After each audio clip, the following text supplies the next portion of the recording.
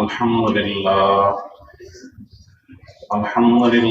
نحمده ونستعينه ونستغفره ونؤمن به ونتوكل عليه ونعوذ بالله من شرور أنفسنا ومن سيئات أعمالنا. من يهده الله فلا مضل له ومن يضلله فلا هادي له. ونشهد أن لا إله إلا الله وحده لا شريك له لا ضد له ولا ند له ولا مثل له.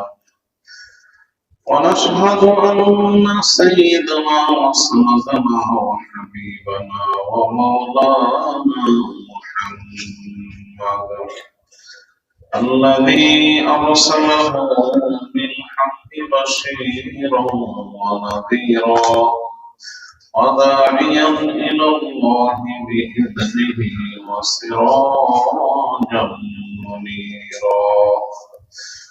أما بعد فأعوذ بالله من الشيطان الرجيم. بسم الله الرحمن الرحيم. يا أيها الذين آمنوا اركعوا واسجدوا واعبدوا ربكم وافعلوا الخير لعلكم تفلحون. وقال النبي صلى الله عليه وسلم أن تعبد الله كأنك تراه فإن لم تكن تراه فإنه يراك أو كما قال عليه الصلاة والسلام. صدق الله مولانا العظيم وصدق رسوله النبي الكريم ونحن على ذلك من الشاهدين والشاكرين والحمد لله رب العالمين. محمد الشفيع درود شريف পাঠ করি। اللهم صل على محمد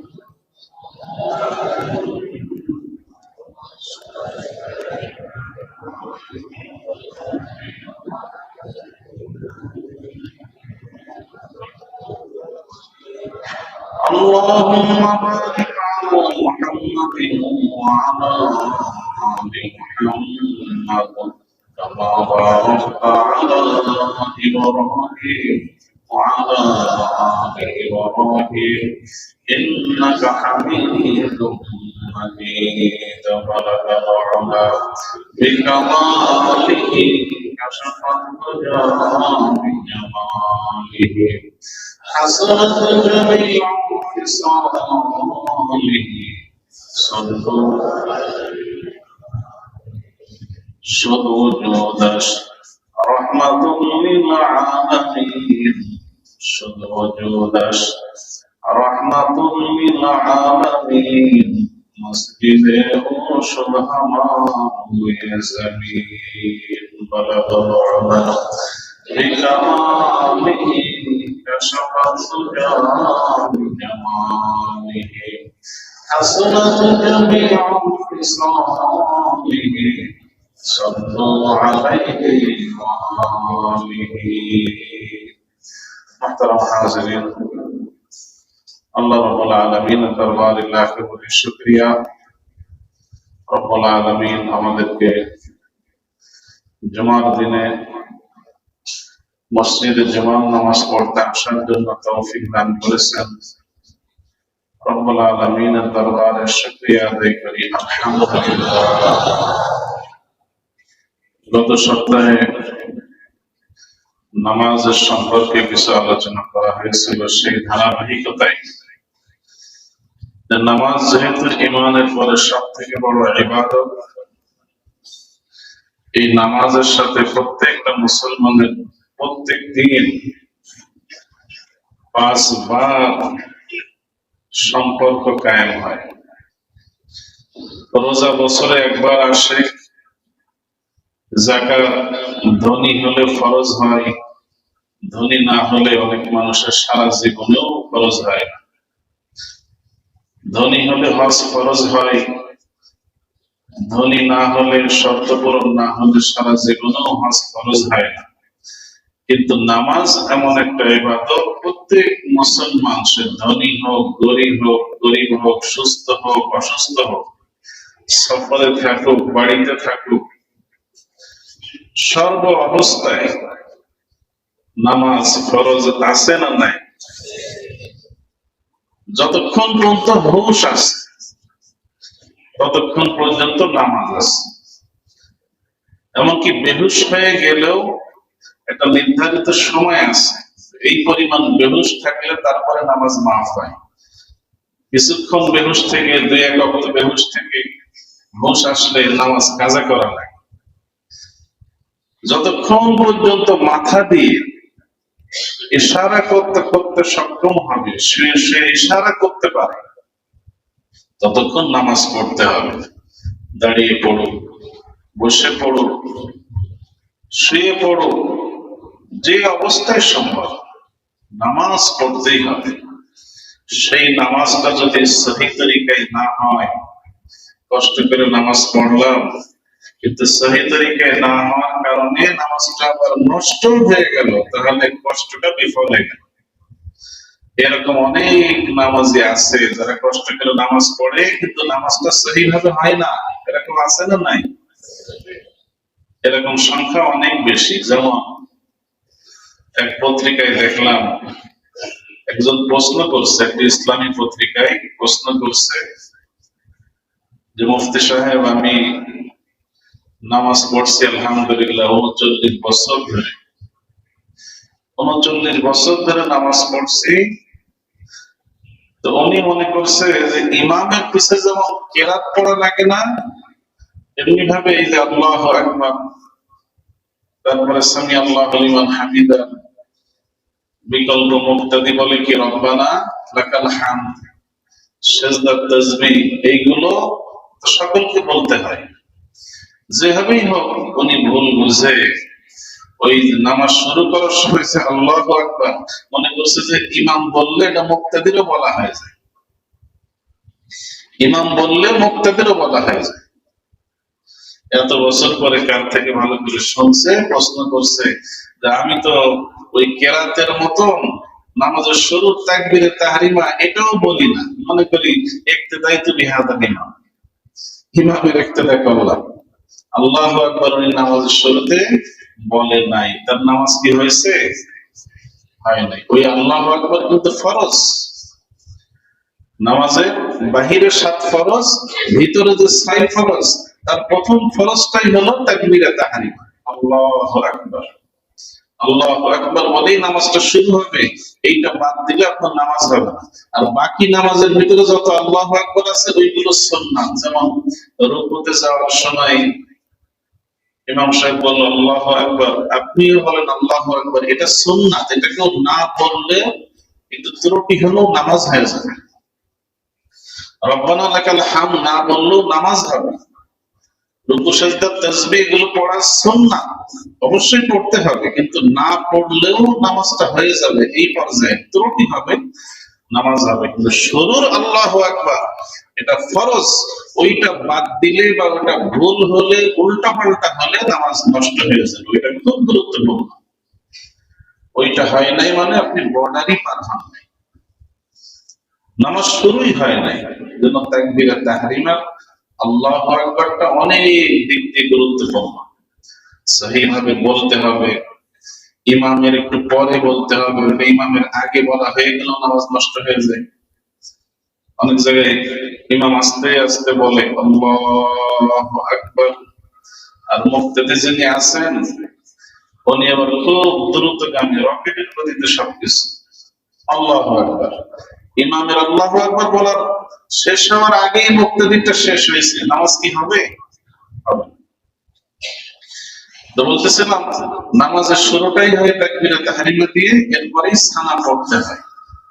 সুবহানাকা আল্লাহুম্মা ওয়া বিহামদিকা ওয়া তাবারাকা ইসমুকা ওয়া তাআলা জাদ্দুকা ওয়া লা ইলাহা গায়রু, সানার অর্থ যদি আপনি খেয়াল করেন, এত সুন্দর অর্থ যে সানার ভিতরে আল্লাহকে 5 বার সম্বোধন করা হয়। আল্লাহকে তুমি তুমি বলে অথবা আপনি আপনি যেটাই বলেন, এই তুমি বা আপনি বলে 5 বার সম্বোধন করা হয় আল্লাহর সামনে দাঁড়িয়ে।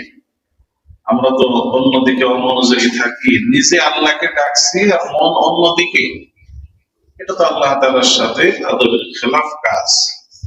সুবহানাকা আল্লাহুম্মা, হে আল্লাহ আমি আপনার পবিত্রতা বয়ান করছি। অর্থের দিকে যদি একটু খেয়াল রাখি, আমরা আরবি না বুঝলেও যদি একটু মুখস্থ অর্থটা খেয়াল রাখি, যে কি সুন্দর অর্থ। সুবহানাকা আল্লাহুম্মা, হে আল্লাহ আমি আপনার পবিত্রতা বয়ান করছি, ওয়া বিহামদিকা আপনার প্রশংসা করছি,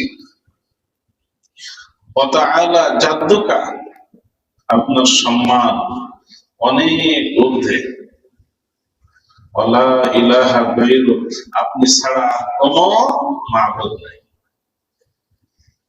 ওয়া তাবারাকা ইসমুকা একটা আছে যে আপনার নাম বড় বরকতময়, আপনার নাম বড় বরকতময়। তাহলে এখানে 5 বার আল্লাহকে সম্বোধন করা হয়েছে। সুবহানাকা আল্লাহুম্মা আপনার পবিত্রতা বয়ান করছি, ওয়া বিহামদিকা আপনার প্রশংসা করছি, ওয়া তাবারাকা ইসমুকা আপনার নাম বড় বরকতময়, ওয়া তাআলা জাদ্দুকা আপনার মর্যাদা অনেক ঊর্ধ্বে, ওয়ালা ইলাহা গায়রুক আপনি ছাড়া কোনো মাবুদ নাই। 5 বার আল্লাহকে আপনি আপনি আপনি বললাম, আর আল্লাহর দিকে মনোযোগ নাই, নামাজের দিকে মনোযোগ নাই। এটা আদবের খেলাফ কাজ। এই অর্থটুকু মনে রাখলেই নামাজের দিকে মনোযোগ চলে আসে। বুখারী মুসলিম সহ প্রায় সব হাদিসের কিতাবে আসছে, যখন আমরা সূরা ফাতিহা পড়ি আল্লাহ তাআলা সরাসরি আমাদের সাথে কথা বলা শুরু করে দেন। সুবহানাল্লাহ। আল্লাহ তাআলা প্রত্যেকটা আয়াতের উত্তর দান করেন। আলহামদুলিল্লাহি রাব্বিল আলামিন, আমরা যখন বলি সমস্ত প্রশংসা আল্লাহ তাআলার, যিনি রব্বুল আলামিন সমস্ত জগতের প্রতিপালক, আল্লাহ তাআলা উত্তরে আরবিতে বলেন হামিদানি আব্দি, আমার বান্দা আমার প্রশংসা করেছে। আমরা এক আয়াত বলি, আল্লাহ তার উত্তরে কিছু বলেন আর রহমানির রহিম। আমরা যখন বলি পরম করুণাময় দয়ালু আল্লাহ, আল্লাহ উত্তরে বলেন আসনা আলাইয়া আব্দি, আমার বান্দা আমার গুণকীর্তন করেছে। আমরা যখন বলি মালিক ইয়াউমিদ্দিন, তিনি হলেন প্রতিফল দিবসের মালিক, কিয়ামত দিবসের মালিক, আল্লাহ উত্তরে বলেন মাজ্জাদানি আব্দি, আমার বান্দা আমার বড়ত্ব বয়ান করছে। আমরা এক একটা আয়াত বলি, প্রতিটা আয়াতের উত্তরে আল্লাহ তাআলা উত্তর দিতে থাকেন। সুবহানাল্লাহ।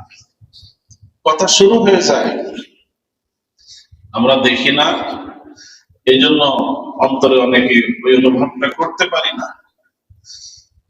আমরা দুনিয়ার কোন প্রেসিডেন্টের সাথে যদি একটু কথা বলার সুযোগ হয়, প্রধানমন্ত্রীর সাথে কথা বলার সুযোগ হয়, মন্ত্রী এমপির কাছে গেলে কি আদব, কি সম্মান, স্যার স্যার বলতে বলতে মুখে ফেনা উঠে যায়।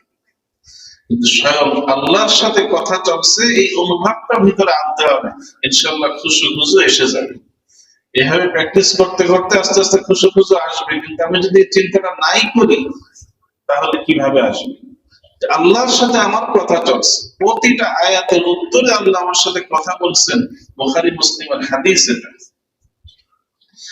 তো যাই হোক, রুকুর সম্পর্কে গত সপ্তাহে আলোচনা হয়েছিল। রুকুতে আমরা যখন যাব, আল্লাহু আকবার বলে শুরু করব, রুকুতে যে বাঁকটা শেষ হয়ে যাবে। অনেকে এমন দেখা যায় দাঁড়ানো অবস্থায় আল্লাহু আকবার বলা শেষ, এরপরে রুকুতে যায়। এটা ভুল। সহি হলো আল্লাহ শব্দ শুরু হবে আর রুকুতে যাব, বারটা শেষ হয়ে যাবে আল্লাহু আকবার। রুকুতে গিয়েই মানুষের ভুলটা একটু বেশি হয়। আপনি মসজিদের ভিতরে খেয়াল করলে দেখবেন যে অধিকাংশ মানুষের রুকুটা ভুল। কিভাবে ভুল? যে মাথাটা অধিকাংশ মানুষ সঠিকভাবে ঝুঁকায় না, কারো যদি কোমরে ব্যথা থাকে মাজুর হয়, তার কথা কিন্তু ভিন্ন। সুস্থ মানুষ যারা, তাদেরকে কোমর, পিঠ এবং মাথা সমান হতে হবে। একেবারে সমান না হলে যে নামাজ হবে না, ব্যাপারটা এমন না। মোটামুটি ঝুঁকে গেলেই নামাজ হয়ে যায়, কিন্তু সুন্নাত তরিকার নামাজ যেভাবে আল্লাহ রাসূল পড়তেন, যেভাবে সাহাবায়ে কেরাম পড়তেন, যেই নামাজের আদর্শ আমাদের জন্য রেখে গেছেন, সেটা হলো কোমর, পিঠ এবং মাথা সমান হবে। আমাদের রুকু অবস্থায় নজরটা থাকবে পায়ের আঙ্গুলের দিকে, দাঁড়ানো অবস্থায় নজর ছিল সিজদার দিকে। রুকু যখন করব তখন নজর থাকবে পায়ের আঙ্গুলের দিকে, এবং হাঁটুগুলো আমরা একেবারে আঙ্গুল ফাঁকা করে ধরবো, শক্ত করে ধরবো।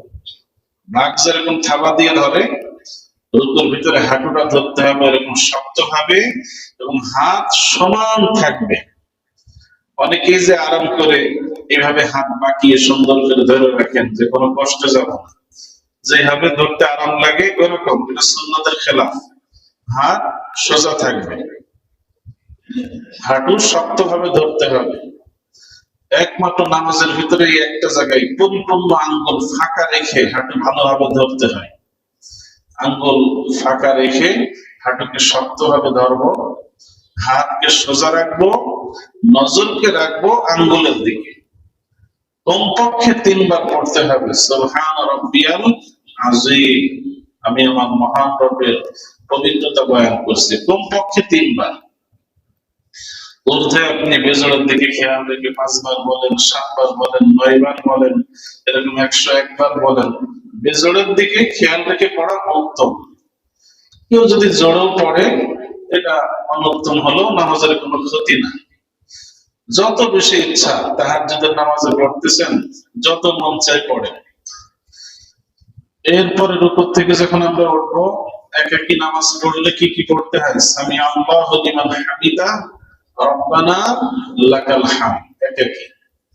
আর যদি আমরা জামাতে পড়ি, আল্লাহ রাসূল ভাগ করে দিয়েছেন, ইমাম বলবে সামি আল্লাহু লিমান হামিদা, মুক্তাদি বলবে রব্বানা লাকাল হামদ, রব্বানা লাকাল হামদ। তো এখানে একটা কথা বলে দিই, হাদিসের ভিতরে এই শব্দটা কয়েক রকম আছে। যেমন আল্লাহুম্মা রব্বানা লাকাল হামদ, আমরা যেটা পড়ি রব্বানা লাকাল হামদ। আর এক প্রকার হলো শুধু একটু ওয়াও বাড়িয়ে দেওয়া, রব্বানা ওয়া লাকাল হামদ। আপনি যদি সওয়াবের দিক দিয়ে সিরিয়াল দিতে বলেন, 1 নম্বরই হলো আল্লাহুম্মা রব্বানা ওয়া লাকাল হামদ, এটার সওয়াব সবথেকে বেশি। 2 নম্বর হলো রব্বানা ওয়া লাকাল হামদ, ওয়া বাড়িয়ে দেওয়া। আর আমরা যেটা পড়ি এটা হলো 3 নম্বরের, থার্ডটা। এটা হলো 3 নম্বরের, একটু সহজ বলে এটা বলা হয় রব্বানা লাকাল হামদ। তবে এটা শিখিয়ে দিলাম, বলে দিলাম, তারা আরেকটু সওয়াব বাড়াতে চান, রব্বানা ওয়া, এই ওয়াটা বাড়িয়ে দিবেন, রব্বানা ওয়া লাকাল হামদ। অর্থের কারণে সওয়াবও বাড়ে। আর গত সপ্তাহে বলছিলাম আরেকটা দোয়া হাদিসের ভিতরে আসছে, যখন একাকী নামাজ পড়বেন সুন্নাত নফলে, ওটাও পড়ার চেষ্টা করবেন, রব্বানা লাকাল হামদু হামদান কাসীরান তাইয়িবান মুবারাকান ফি। রুকুর পরে সোজা হয়ে আমরা দাঁড়াবো। নামাজের ভিতরে ফরজ হলো 6টা। 1 নম্বরে ছিল তাকবীরে তাহরিমা, 2 নম্বরে হলো কিয়াম। কিয়াম এই যে দাঁড়িয়ে নামাজ পড়া, বিনা ওজরে দাঁড়ানো ত্যাগ করা, এর অর্থ হলো ফরজ ত্যাগ করা, নামাজ হবে না। আগে আমরা দেখছি যে আমাদের বিশেষ করে মহিলাদের, দাদি নানীদের, এই কাজ কাম করে কোনো ওজর ছাড়াই মহিলারা বসে বসে নামাজ পড়ে, ওজর ছাড়াই। দাঁড়াতে পারেন না? হ্যাঁ পারি, এখানে কিছু মনেই করে না। অথচ দাঁড়িয়ে নামাজ পড়া ফরজ। যতক্ষণ পর্যন্ত দাঁড়ানোর ক্ষমতা আছে, সে যদি বিনা কারণে দাঁড়ানোটা ত্যাগ করে, তাহলে নামাজের একটা ফরজ ত্যাগ করলো। ফরজ ত্যাগ করলে কি নামাজ হয়? হয় না। তো কিয়ামটা হলো নামাজের 2 নম্বর ফরজ। 3 নম্বর ফরজ হলো কেরাত। কেরাতটা হলো 3 নম্বর ফরজ। সূরা ফাতিহার পরে কতটুকু কেরাত পড়তে হয়? কমপক্ষে ছোট 3 আয়াত অথবা বড় 1 আয়াত। ছোট 3 আয়াত তো ওই যে সূরা কাউসার আছে ওই পরিমাণ, ইন্না আ'তাইনাকাল কাউসার ফাসাল্লি লিরাব্বিকা ওয়ানহার ইন্না শানিআকা হুয়াল আবতার। এই ছোট 3 আয়াত অথবা বড় 1 আয়াত পড়লেও নামাজ হয়ে যায়। যেমন একটা আয়াত হলো ইয়া আইয়ুহান নাসু উবুদু ইয়া আইয়ুহাল্লাযীনা আমানু রুকউ ওয়াসজুদু ওয়া'বুদু রাব্বাকুম ওয়াফআলুল খায়রা লাআল্লাকুম তুফলিহুন। এক আয়াত, কিন্তু ওই 3 আয়াতের সমান অথবা একটু বড়, 1 আয়াতেও নামাজ হয়ে যায়। এমন একটা আয়াত পড়া যে আয়াতের অক্ষর 30টার সমান, 30টা অক্ষর আছে, তাহলে আপনার নামাজটা হয়ে যাবে। সূরা ফাতিহার পরে এমন একটা আয়াত পড়ছেন যার অক্ষর মোট কতটা? 30টা। ছোট 3 আয়াত অথবা এরকম একটা আয়াত, এতটুকু পড়া আপনার জন্য জরুরি, ফরজ। এর নিচে পড়লে হবে না। তো কেরাতটাও হলো নামাজের একটা ফরজ বিষয়। কেরাতের ভিতরেও গাফলতি হলে, ত্রুটি হলে নামাজ নষ্ট হয়ে যায়। কেরাতের ভিতরে নামাজ নষ্ট হওয়ার কিছু স্রোত হলো লাহানের জলি পড়া। যেখানে টান নাই সেখানে টান দেয়, যেখানে গন্না নাই সেখানে গন্না করে, আর যেখানে গন্না আছে সেখানে গন্নাও করে না। যেখানে মদ আছে, টান আছে, সেখানে টানে না। অথবা এমন ভাবে পড়ে যে কোরআনের অর্থ বিকৃত হয়ে যায়, নামাজ নষ্ট হয়ে যাবে। এই জন্য সূরা ফাতিহা এবং নামাজ সহিহ হওয়া পরিমাণ কমপক্ষে 4টা সূরা আপনার লাগবে। কমপক্ষে 4টা সূরা কি জন্য লাগবে? ফরজ নামাজে তো কেরাত পড়তে হয় প্রথম 2 রাকাতে। সূরা ফাতিহার সাথে সূরা মিলাতে হয় ফরজ নামাজে কয় রাকাতে? প্রথম 2 রাকাতে। তৃতীয় এবং চতুর্থ রাকাতে সূরা মিলানো নাই ফরজ নামাজে, শুধু সূরা ফাতিহা পড়তে হয়। ফরজ নামাজে তৃতীয় এবং চতুর্থ রাকাতে শুধু সূরা ফাতিহা পড়তে হয়, সূরা মিলানো নাই। কিন্তু সুন্নাত নামাজ যোহরের আগে 4 রাকাত, 4 রাকাতে সূরা ফাতিহার পরে নতুন নতুন সূরা পড়তে হয়। নতুন নতুন সূরা এজন্য বলছে একই নামাজে একই সূরা 2 রাকাতে পড়া, এটা আবার মাকরুহ। এজন্য সহিভাবে, সুন্দরভাবে, মাকরুহ বিহীন নামাজ পড়তে হলে আপনাকে সূরা ফাতিহা আর ছোট ছোট 4টা সূরা হলো, এই 4টা সূরা ভালো করে মস্ত করে যদি আপনি সহি রাখেন, মোটামুটি নামাজটা আজীবন হয়ে যাবে। এরপরে অর্ধে যতটুকু পারেন মুখস্থ করলেন, মস্ত করলেন, সেটা তো করা দরকার, ভালো। কিন্তু কমপক্ষে 4টা সূরা, কমপক্ষে 2টা সূরা আগে করেন, তাহলে নামাজটা চালিয়ে নেওয়া যাবে। কিন্তু কেরাতের ভিতরে যদি এমন ভাবে আমরা কেরাত পড়ি যে কোরআনের আয়াতের অর্থ পরিবর্তন হয়ে যায়, লাহনে জলি হয়ে যায়, এরপরে শব্দ বিকৃত হয়ে যায়, নামাজগুলো কিন্তু হবে না। কেরাত বেশি তাড়াতাড়িও পড়া যাবে না, আবার বেশি একেবারে ধীরেও না, মাধ্যম গতিতে পড়তে হবে। এটাই হলো সুন্নাত তরিকা। অনেকে দেখবেন কুল হুয়াল্লাহু আহাদ এটা দিয়ে বেশি নামাজ পড়ে এবং একদমই শেষ করে ফেলে। কোন তাসবিহ, মাখরাজ এগুলোর দিকে কোনো খেয়াল করে না, মত কোনো খেয়াল করে না, কিভাবে পড়তে হবে ভালো করে খেয়াল করে না, একেবারে খুব তাড়াহুড়া করে কেরাতটা পড়ে ফেলে। এত তাড়াতাড়ি পড়লে নামাজ হবে না। কেরাতের দিকে কিন্তু খেয়াল রাখতে হবে। কেরাত একটা গুরুত্বপূর্ণ বিষয়। কেরাত নামাজের একটা ফরজ। তাকবীরে তাহরিমা ফরজ, কিয়ামটা দাঁড়িয়ে নামাজ পড়া ফরজ, বিনা ওযরে দাঁড়ানোটা বাদ দেওয়া যাবে না। পুরুষ মহিলা সবার একই হুকুম। কেরাত পড়াটাও একটা ফরজ এবং সহিভাবে কেরাত পড়তে হবে। রুকু করাটা একটা ফরজ, রুকুর পরেই আসবে সিজদার পালা। সিজদায় আল্লাহু আকবার বলে আমরা দাঁড়ানো থেকে রওনা দেব এবং সিজদার ভিতরে অনেকে প্রথমেই মাথাটা ঝুঁকাই ফেলে, এটা সুন্নাতের খেলাফ। সিজদায় যাওয়ার সুন্নাত তরিকা হলো এই মাথা বডি সমানভাবে নামবে। যতক্ষণ পর্যন্ত আপনার হাঁটু জমিনকে স্পর্শ না করছে, আপনার বডি সামনে ঝুঁকবে না। এটা হলো সুস্থ মানুষের জন্য সুন্নাত। অসুস্থদের মাসলা তো ভিন্ন বিষয়, কারণ কোমরের ব্যথা থাকতে পারে, শারীরিক দুর্বলতা, ওনারা যেভাবে পারেন ওনাদের বিষয়। কিন্তু সুস্থ মানুষের জন্য তরিকা হলো যতক্ষণ আপনার হাঁটু জমির স্পর্শ না করছে সোজা ভাবে নামেন।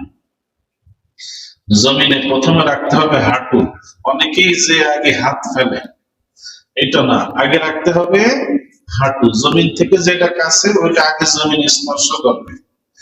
এরপরে হাতটা যে রাখবেন হাঁটুর থেকে কত দূরে রাখবেন, সেজদা যেইভাবে হাদিসে করতে বলা হয়েছে সব সুন্নাত তরিকায় যদি আপনি করতে চান, হাঁটুর থেকে ঠিক 1 হাত দূরে আপনার হাতটা রাখতে হবে। হাঁটুর থেকে 1 হাত দূরে।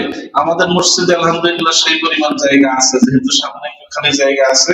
অনেক মসজিদে এই সুন্নাত তরিকার সেজদার জায়গাটা পাবেন না, খুবই চিপা চিপা কাদা। সেটা তো ওযর না থাকলে কিছু করার নাই, কিন্তু একাকি যখন নামাজ পড়বেন তখন এই সুন্নাতটা প্র্যাকটিস করবেন যে হাঁটুর থেকে নিয়ে আমার হাতটা রাখতে হবে 1 হাত দূরে। এরপরে নাক, এরপরে কপাল। নাক এবং কপাল উভয়টা জমিনে রাখতে হবে। কপালটা হলো সব থেকে গুরুত্বপূর্ণ। কপাল জমিনে রাখা ফরজ, নাক রাখাটাও ওয়াজিব। কিছু মানুষকে একাকি নামাজ পড়ার সময় খেয়াল করে দেখি কপাল তো জমিনে রেখে রাখছে, কপাল ছাড়া তো সেজদা করার উপায় নাই, কিন্তু নাকটা উঁচু হয়ে আছে। এরকম অনেক মানুষ আছে কিনা? নাক জমিন থেকে যদি আপনি উঁচু রাখেন, স্পর্শ না করেন, সেজদার একটা ওয়াজিব তরফ হয়ে গেল, ওই নামাজ আবার পড়তে হবে। যারা ইতিপূর্বে ভুল করছেন আজ থেকেই এই ভুল সংশোধন করেন। প্রথমে হাঁটু রাখতে হবে, হাঁটুর থেকে 1 হাত দূরে হাত রাখবেন, হাতটা মিলিয়ে রাখতে হবে। আগেই বলছিলাম নামাজের ভিতরে রুকুর ভিতরে আঙ্গুলগুলো ফাঁকা রাখতে হয়, আর সেজদার ভিতরে আঙ্গুলগুলো মিলিয়ে রাখতে হয়, আর বাকি সব জায়গায় স্বাভাবিক। সেজদার ভিতরে একেবারে মিলিয়ে রাখেন। এরপরে নাকটা রাখবেন কোথায়? এই যে 2 হাতের যে বৃদ্ধা আঙ্গুলের নখ, এই 2 হাতের বৃদ্ধা আঙ্গুলের ঠিক নখ বরাবর আমরা নাকটা রাখবো। নাকটা রেখে তারপরে সেজদাটা রাখবো, এবং সেজদাটা জমিনের সাথে একটু মজবুত ভাবে রাখবো, যেন আলগা আলগা না রাখি। আলগা আলগা রাখা যাবে না। এই জন্যই ফিকহের কিতাবে আসছে, কেউ যদি এত নরম জায়গায় সেজদা করে, বিছানার উপর নামাজ পড়ছে, বিশেষ করে হোটেলে যে ম্যাট্রেস গুলো থাকে, ম্যাট্রেসের উপর যে টপার গুলো থাকে, তোষক গুলো থাকে, এত নরম, এরকম লাফাতে থাকে। এমন জায়গায় সেজদা করা যে সেজদা করে শক্ত জায়গা খুঁজে পাওয়া যায় না। আপনি যত মাথা দাবান তত চলে যায়, সেজদা হবে। শক্ত জায়গায় সেজদা করতে হয়। মাথা যদি যেতেই থাকে ওরকম বেশি নরম জায়গা, মাথাটা স্থির হয় না, তাহলে সেজদা হয় না। কপালটা রাখতে হবে মজবুত ভাবে, স্থির জায়গায়, শক্ত জায়গায়। কপাল যেন আলগা না রাখি যে আমার একটু ধোলা লেগে যাবে। একটা মসজিদে গেছেন, বাস স্ট্যান্ডের পাশে একেবারে পরিপাটি একটা মানুষ, কপাল রেখে দেখে যে বালু গিজগিজ করছে, ভালো করে আর কপালটা রাখতে চায় না। কপাল রাখলেই ধোলা লাগবে না, কপাল রাখেন। আল্লাহ নবী সাল্লাল্লাহু আলাইহি ওয়াসাল্লাম এরকম জায়গায় কপাল রাখছেন, কপালটা ধুলা মলিন হয়ে গেছে, নামাজের পরে সুন্দর করে আবার মুছে নিয়েছেন, সুন্দর করে মুছে নিয়েছেন। কিন্তু কপাল রাখতে হবে। কপাল রাখার ভিতরে ত্রুটি হলে সেজদাও ত্রুটিপূর্ণ হয়ে যাবে। মনে রাখতে হবে নামাজের ভিতরে অন্যতম গুরুত্বপূর্ণ রকম হলো, ফরজ হলো সেজদা। কোরআন মাজিদের ভিতরে সেজদার গুরুত্ব বোঝাতে যে আল্লাহ তাআলা 92 জায়গায় সেজদার কথা বলছেন। সুবহানাল্লাহ। কোরআন মাজিদে শুধু সেজদার কথাই বলছেন আল্লাহ কয় জায়গায়? 92 জায়গায়। আল্লাহ তাআলা যে কোনো কিছু একবার বলে দিলেই সেটা ফরজ হয়ে যায়, তার বিপরীত করার ক্ষমতা আর কারো নাই। তাহলে কি কারণে 92 জায়গায় বললেন? আল্লাহ তাআলা এক আয়াতের ভিতর বলেন, তোমরা দেখো না, কিন্তু এই আসমান, এই জমিন, এই চন্দ্র, এই সূর্য, এই সব কিছু আল্লাহকে সিজদা করে। সিজদার বিষয়টা এত গুরুত্বপূর্ণ। আলাম তারা আন্নাল্লাহা ইয়াসজুদু লাহু মান ফিস সামাওয়াতি ওয়া মান ফিল আরদি ওয়াশ শামসু ওয়াল কামারু ওয়ান নুজুম ওয়াল জিবাল। আল্লাহ তাআলাকে আসমান সিজদা করে, জমিন সিজদা করে, সূর্য সেজদা করে, চন্দ্র সেজদা করে, পাহাড় সেজদা করে, এই সমস্ত গাছপালা সেজদা করে, কিন্তু আমরা দেখি না। সবাই সেজদা করে। মুসলিম শরীফের এক বিস্তারিত হাদিসের ভিতরে আসছে যে এই সূর্য চলতে চলতে চলতে চলতে দিন শেষে আল্লাহর কাছে অনুমতি চাই, সেজদাই পড়ে অনুমতি চাই, আল্লাহ আগামীকালকের জন্য কি উঠবো নাকি কিয়ামত হয়ে যাবে। আল্লাহ থেকে অনুমতি পেয়ে আবার নতুন করে উদিত হয়। এভাবেই চলতে চলতে হঠাৎ একদিন আল্লাহ বলবেন, আজকে আর মাশরিক পূর্ব দিগন্ত থেকে তোমার উদয়ের অনুমতি নাই, আজকে তুমি পশ্চিম দিক থেকে ওঠো, ওই কিয়ামতের আলামত শুরু। হঠাৎ মানুষ দেখবে যে পশ্চিম দিকে সূর্য উদয় হয়ে মাঝ আকাশে আসবে, ওটা পূর্ব পর্যন্ত যাবে না, মাঝ আকাশে এসে আবার পশ্চিমে যে অস্তমিত হবে ওই একদিনই, দ্বিতীয় আর না, ওই একদিন হলো সবাই বুঝে যাবে যে কিয়ামত অতি সন্নিকটে। এরপরে কারণ নতুন করে ইমানও কবুল হবে না, তওবাও কবুল হবে না। ওই হাদিসের ভিতরে আসছে প্রতিদিন এই সূর্য সেজদায় পড়ে, আল্লাহর কাছ থেকে অনুমতি নেই। আসমান সেজদা করে, জমিন সেজদা করে, এই সেজদাই আল্লাহর কাছে এত প্রিয়। শয়তান যে শয়তান হয়েছে, আল্লাহর রহমত থেকে বিতাড়িত হয়েছে কি না করার কারণে? সেজদা না করার কারণে। এই জন্য আমরা যখন সেজদায় চলে যাই, এই দৃশ্যটা শয়তানের বুকে এমন ভাবে আঘাত করে। সহিহ মুসলিমের হাদিসে আসছে, আবু হুরায়রা রাদিয়াল্লাহু আনহু বলেন, নবী করিম সাল্লাল্লাহু আলাইহি ওয়াসাল্লাম থেকে আমি শুনেছি, যখন বনি আদম সেজদায় পড়ে যায়, শয়তান কাঁদতে থাকে আর বলে, আল্লাহ, বনি আদমকে আপনি সেজদা করতে বলছেন, এরা সেজদায় পড়ে গেছে, এরা তো এর কারণে জান্নাতে যাবে, আর আমাকে আপনি সেজদা করতে বলছিলেন, কিন্তু আমি অবাধ্য হয়েছি, এই কারণে আমার জন্য বরাদ্দ হয়ে গেছে জাহান্নাম। এই সেজদার এত দাম। ওমর ফারুক রাদিয়াল্লাহু আনহু একদিন এক ব্যক্তিকে নামাজ পড়ে দেখে ওনার একটা হাদিস মনে পড়ে গেল। কত সুন্দর হাদিস!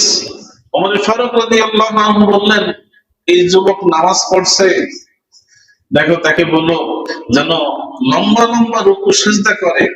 فإني سمعت رسول الله صلى الله عليه وسلم, কারণ আমি আল্লাহ রাসূল থেকে শুনছি, মানুষ যখন নামাজে দাঁড়িয়ে যায়, তার যে গুনাহগুলো আছে, এই গুনাহগুলো ডান এবং বাম কাঁধে এসে সওয়াল হয়ে যায়।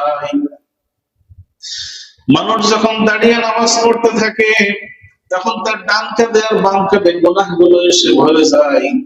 এরপরে যখন রুকু এবং সেজদা করে, এই রুকুর ওসিলায় সেজদার ওসিলায় দুই কাঁধের গুনাহগুলো ঝরে ঝরে পড়তে থাকে। সুবহানাল্লাহ। যখন রুকু করে গুনাহ মাফ হতে থাকে, যখন সেজদা করে গুনাহ মাফ হতে থাকে।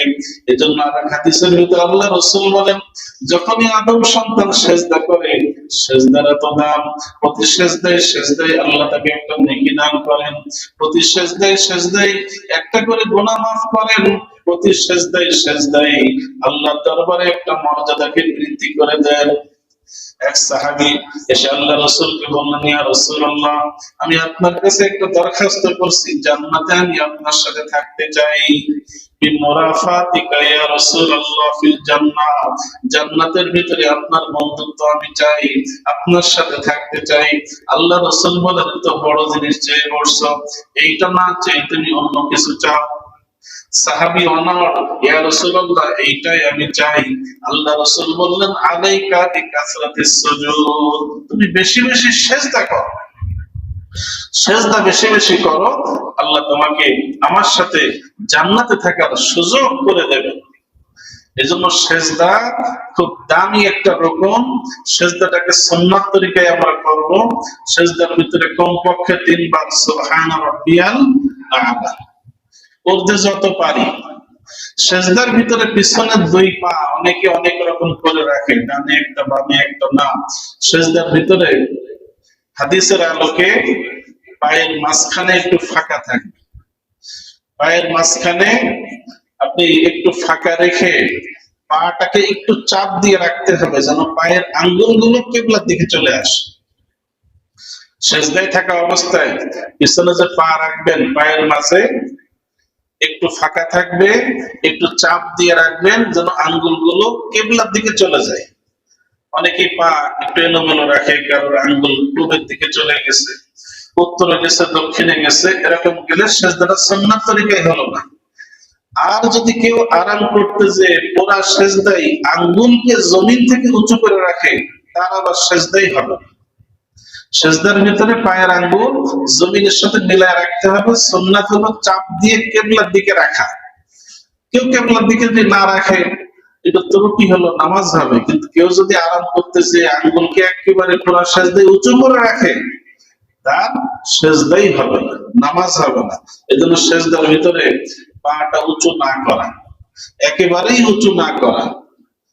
একটুখানি একবার উঁচু হয়ে গেলে সাথে সাথে রাখলে নামাজ হবে, কিন্তু এগুলো সুন্নাতের খেলাফ কাজ। সেজদার থেকে আমরা যে উঠে বসবো, বাম পায়ের উপরে বসতে হবে। শেষ বৈঠক বা সেজদার মাঝখানে যখন আমরা বসি, সোজা হয়ে বসতে হবে, বাম পায়ের উপর বসতে হবে এবং ডান পাটা সোজা রেখে ডান পায়ের আঙ্গুল চাপ দিয়ে কেবলার দিকে দিতে হবে। ডান পাটা খাড়া থাকবে। যাদের সুস্থ অবস্থায় এটাই হলো মাসলা, কোনো ওজর থাকলে ভিন্ন কথা।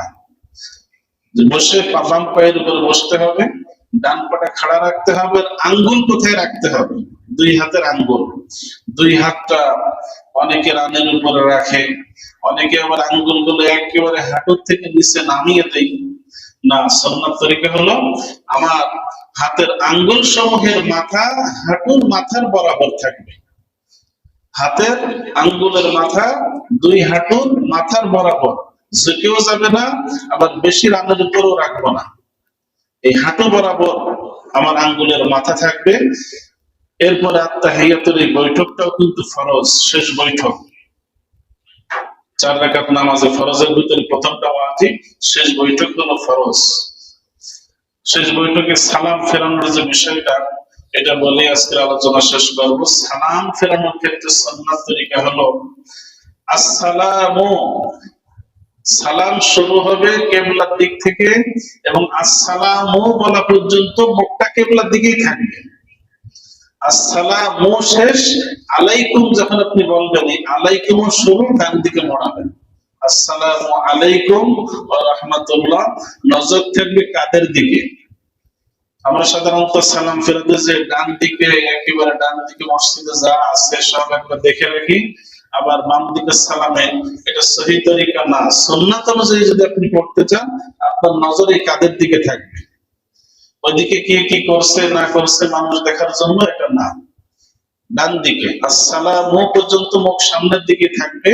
আলাইকুম বলার সময় মুখটা ডানে মোড়াবো, নজর রাখবো ডান কাদের দিকে। নিয়ত করতে হবে সালামের। সালামটা কাকে দিলাম?